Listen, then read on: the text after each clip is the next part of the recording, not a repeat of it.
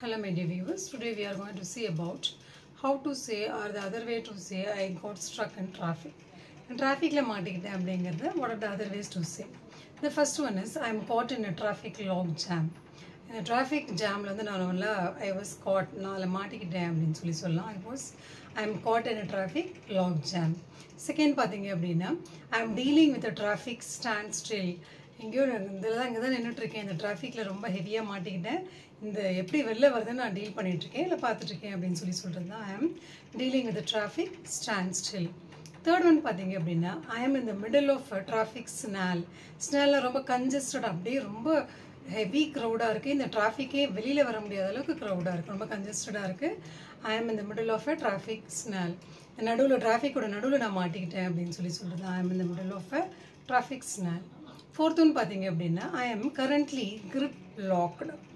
இந்த heavy trafficல நான் மாட்டிக்கிட்டேன் grid lockல நான் மாட்டிக்கிட்டேன் அப்படினு சொல்றது I am currently grid locked. The last one I am trapped in a traffic bottleneck.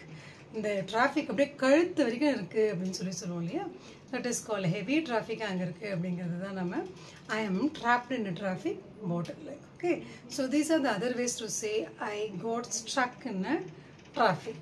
Thank you so much for watching my video. I catch you in the next video. Until then, signing off, Dr. L. Komati. Thank you.